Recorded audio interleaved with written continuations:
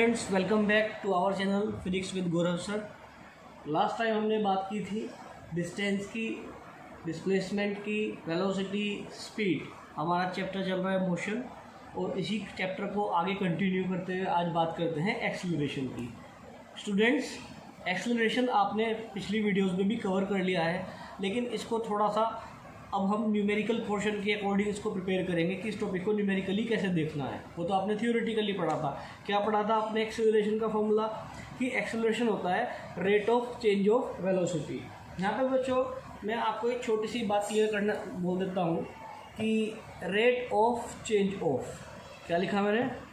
Rate of change of. जब भी हम ये काम करेंगे, ये मैं बात आपको पुरानी वीडियोज़ में भी बता चुका, हम बेसिकली करते क्या है, हम टाइम से डिवाइड कर देते हैं। जब भी किसी भी चीज़ को हम टाइम से डिवाइड करेंगे तो एक तरीका बनाया हुआ है हमने, तो कि उसको कैसे पढ़ना है, रेट ऑफ चेंज ऑफ करके पढ़ना है। बच्चों मैं आपको बिल्कुल डिफरेंट टेक्निक बता रहा हूँ, उसको ध्यान से देखिए। टाइम जैसे कि हमने x/t कर दिया, तो आपको देखने में कैसा लग रहा है कि आपने x को टाइम से डिवाइड किया हुआ है, तो आप इसको पढ़ोगे rate of change of x। Clear? यह मैंने इसको कर दिया y/t, तो इसको आप क्या पढ़ोगे? Rate of change of y। Similarly acceleration की डेफिनेशन आप पढ़ चुके हो कि वो क्या होती है, rate of change of velocity. तो सिंपली करना क्या है, rate of change of velocity, यानी कि वेलोसिटी को टाइम से डिवाइड कर देना है। ये तो करना है ना, rate of change of velocity, क्योंकि देखो टाइम से डिवाइड किया हुआ है, तो ये बात तो कंपलसरी हो गई कि रेट ऑफ चेंज ऑफ बोल लेंगे। और ऊपर क्योंकि v है, v आप जानते हो अब क्या होती है, वेलोसिटी, तो ये क्या बन गया, rate of change of velocity. देखो आपको डेफिनेशन याद करने की ज़रूरत नहीं है, आप इसको देख करके एक्सेलरेशन की डेफिनेशन अपने आप बना लोगे। Rate of change of velocity equal to का मतलब इज कार्ड, और ए माने एक्सेलरेशन, तो rate of change of velocity is called acceleration. कोई बहुत बड़ी बात नहीं है इसमें। आप ऐसे यूनिट भी बना सकते हैं। वेलोसिटी की ऐसा यूनिट क्या होती है, मीटर पर सेकेंड, है ना। टाइम की यूनिट क्या हो जाएगी, सेकंड, तो इसकी यहाँ पे 1 सेकंड, ये फ्रैक्शन में होता है। इसको अगर मैं आपको कहूँ कि इसको और दूसरे तरीके से कैसे लिखना है, तो आप ऐसे तो लिखोगे, ये वाला वेलोसिटी का तो मीटर पर सेकंड, और ये दूसरा टाइम का सेकंड, है ना। तो 2 सेकंड स्क्वायर हो गए, तो ये आपका क्या बन जाएगा, मीटर पर सेकंड स्क्वायर। तो इस तरीके से आपकी ये एक्सेलरेशन की यूनिट भी बन गई, मीटर पर सेकंड स्क्वायर। चलो, ये चीज़ हम ऑलरेडी कवर कर चुके हैं। ये आपको थोड़ा सा फ्लैशबैक में इसलिए लेकर के गया मैं, ताकि आपको थोड़ा सा कॉन्सेप्ट रिकॉल हो जाए। दोबारा उसको रिकॉल करने के लिए मेरी पुरानी वीडियोस पर ना जाना पड़े। अब हम बात करते हैं चेंज की। देखो पूरी फिजिक्स में जब भी हम चेंज लिखेंगे, तो चेंज का मतलब क्या होता है फिजिक्स के अंदर, फाइनल माइनस इनिशियल। क्या होता है, फाइनल माइनस इनिशियल। अब इसका मतलब क्या है, देखो अभी अभी बात हुई थी कि एक्सेलरेशन की। एक्सेलरेशन को मैंने क्या बोला था, rate of change of velocity, यानी कि वेलोसिटी में जो चेंज होता है टाइम के साथ साथ, दैट इज कॉल्ड एक्सेलरेशन। अब चेंज कैसे होगा, इस बात को भी समझिए। सपोज करो कोई आप जा रहे थे, सपोज करो आप बाइक से जा रहे थे और आपकी स्पीड 40 मीटर पर सेकेंड थी। कितनी थी, 40 मीटर पर सेकेंड थी स्टार्टिंग में। फिर आपको जैसे ही आप घर से बाहर निकले, आप एक हाईवे पर आ गए, आपको क्लियर दिखाई दिया, और जैसे कि आजकल लॉकडाउन चल रहा है तो बिल्कुल रोड्स भी खाली है, तो आपने अपनी स्पीड कर ली 70 किलोमीटर पर आवर, 70 मीटर पर सेकेंड सपोज, ठीक है। पहले कितनी थी, 40, अब कितनी कर ली, 70। तो चेंज कितना आया, चेंज आया 70 माइनस 40, यानी कि 30 का चेंज आया। ये चेंज इन वेलोसिटी है। क्लियर? ये क्या है, चेंज। तो चेंज जब भी पता करना हो तो क्या करते हैं, फाइनल माइनस इनिशियल।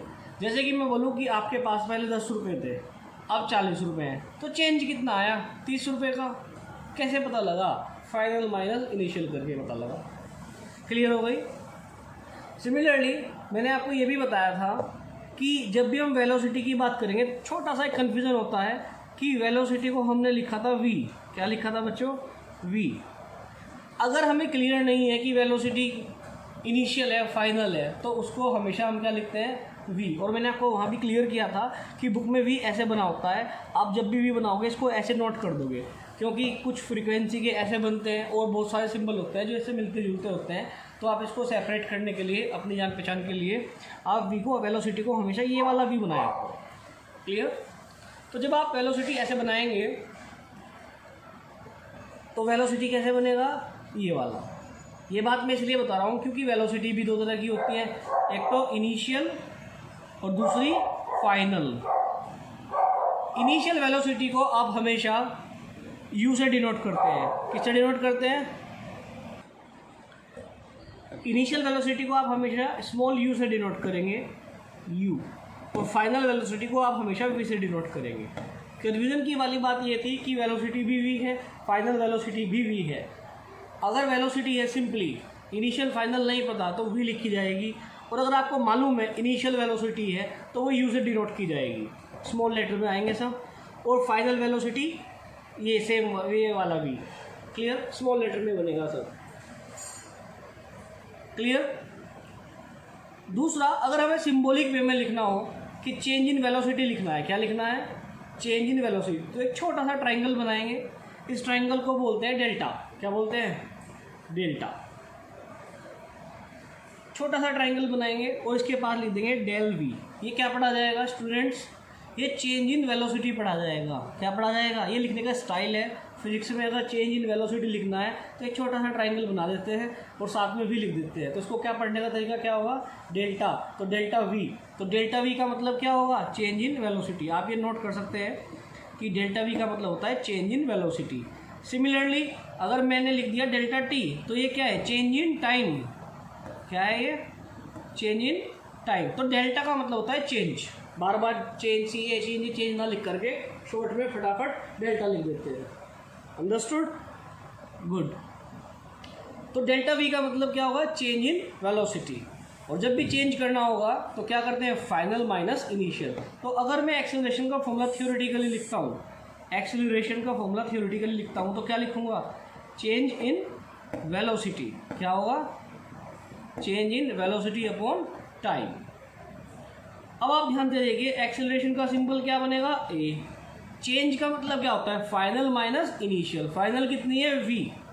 इनिशियल कितनी? आप चाहे तो अपने ईज के लिए आप इसको दोबारा थ्योरेटिकल लिख सकते हैं। Change in velocity, final velocity minus initial velocity upon time. आप ऐसे भी कर सकते हैं, एक स्टेप बढ़ा सकते हैं आप लोग। ठीक है?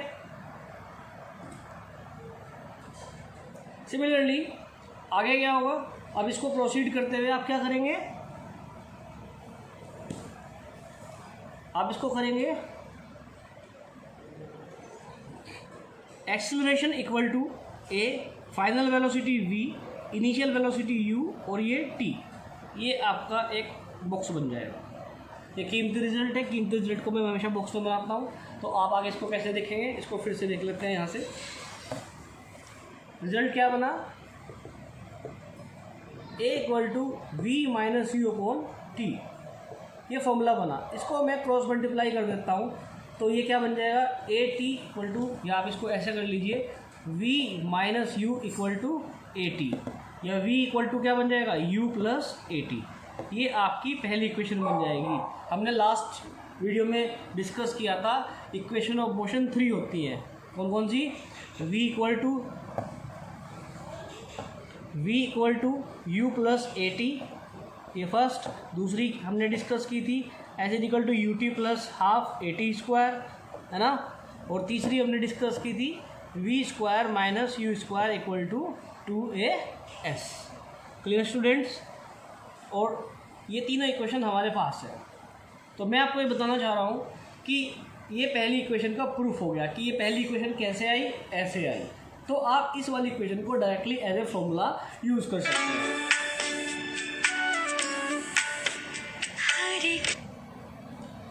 अब बात करते हैं एक्सेलरेशन की। मैंने आपको बता दिया कि एक्सेलरेशन को अब आप डायरेक्टली बिना सोचे समझे v minus U upon time लिख सकते हैं। लिख सकते हैं कि नहीं? बिल्कुल लिख सकते हैं। अब बात करते हैं एक्सेलरेशन के टाइप्स की। एक्सेलरेशन के टाइप्स की जब हम बात करेंगे तो ये 3 टाइप्स के होंगे। पहला पॉजिटिव एक्सेलरेशन। क्या होगा? Positive acceleration. दूसरा नेगेटिव एक्सेलरेशन। और तीसरा ज़ीरो एक्सीलरेशन। कितना होगा? Zero acceleration. ठीक है स्टूडेंट्स, देखो नाम से पता लग रहा है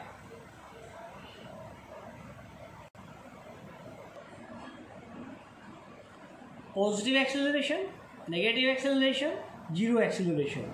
पॉजिटिव एक्सेलरेशन को प्लस लिख करके VE लिख देते हैं दिखाने के लिए, नेगेटिव को माइनस लिख के साथ में VE लिख देते हैं, और जीरो एक्सेलरेशन को सिंबॉलिक वे में लिखने की जरूरत नहीं है, सिंपली जीरो एक्सेलरेशन यानी कि A इक्वल टू ज़ीरो है। सिंपल इसका मतलब ये है। ये एक्सेलरेशन हमेशा प्लस में आएगी जब पॉजिटिव एक्सेलरेशन का केस होगा, जब नेगेटिव एक्सेलरेशन का केस होगा तो एक्सेलरेशन हमेशा नेगेटिव में लिखेंगे, और जब जीरो एक्सेलरेशन होगा तो अंडरस्टूड है A की वैल्यू कितनी हो जाएगी? ज़ीरो हो जाएगी। ये बात मैं अब न्यूमेरिकल पोर्शन की कर रहा हूँ स्टूडेंट्स, जो हमने अब तक किया वो थियोरेटिकल था।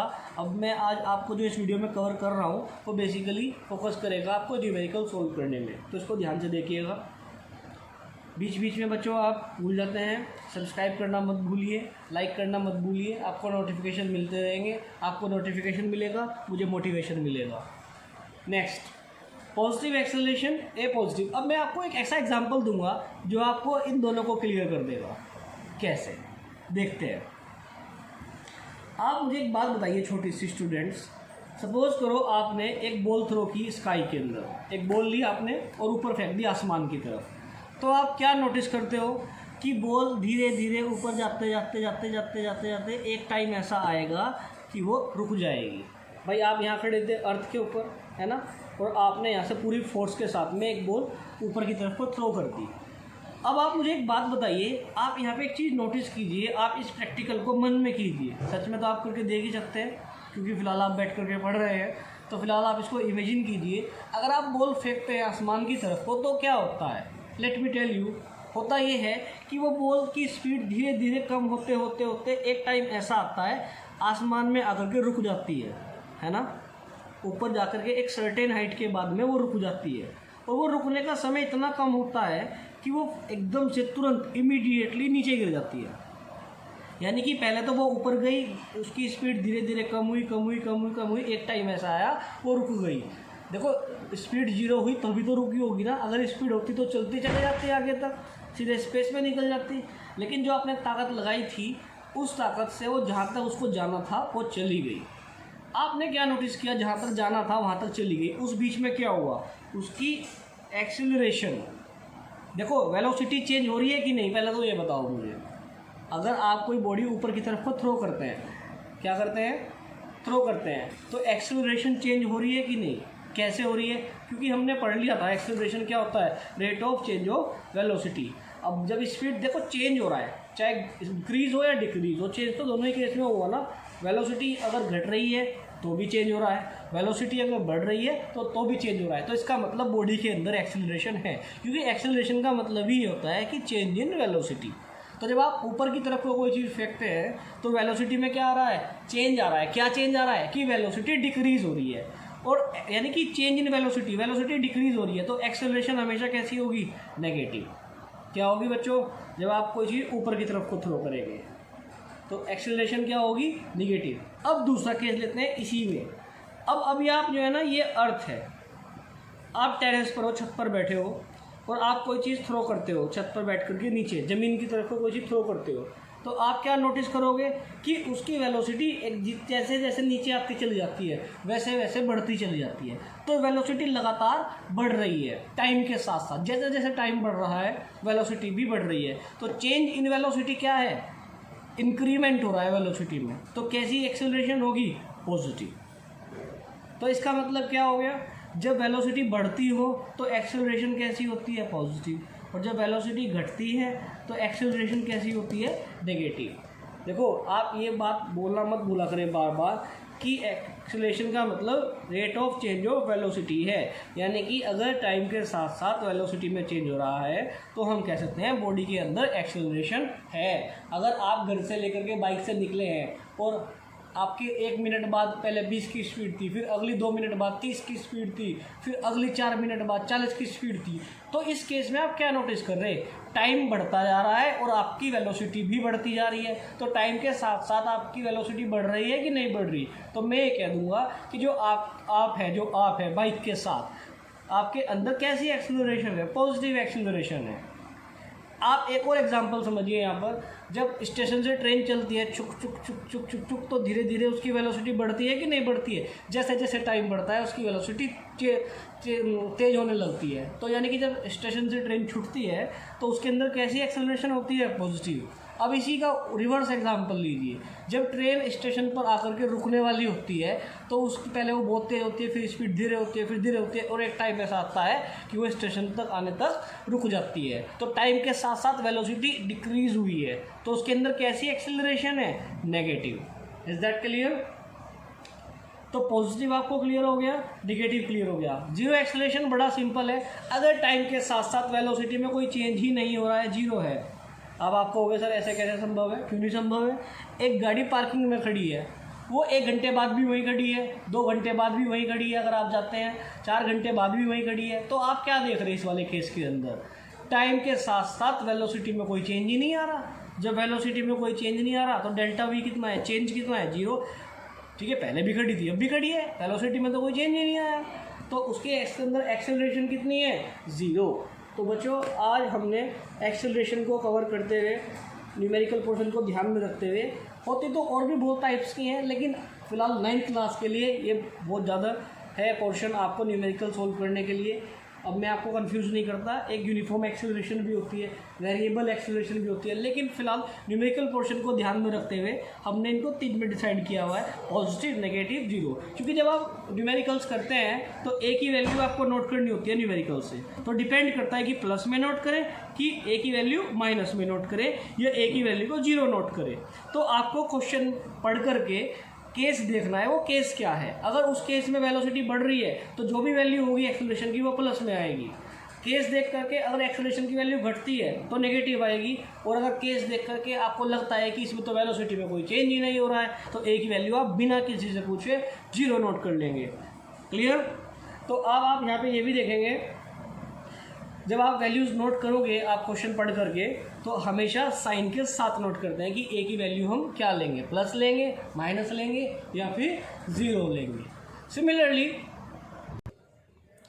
स्टूडेंट्स, आप आई होप कि आप सबको ये एक्सेलरेशन वाला पर्टिकुलर टॉपिक क्लियर हो गया होगा। नेक्स्ट वीडियो में हम बात करेंगे, इसी टॉपिक से कंटिन्यू स्टार्ट करेंगे अपनी बात, और एक्सेलरेशन ड्यू टू ग्रेविटी की बात करेंगे। ये टॉपिक क्या है जानने के लिए आप चैनल को सब्सक्राइब कीजिए, लाइक कीजिए, जब नोटिफिकेशन आपको मिलेगा नेक्स्ट वीडियो को देखिएगा तो आपको पता लगेगा एक्सेलरेशन ड्यू टू ग्रेविटी क्या अलग से चीज़ है। Okay, take care.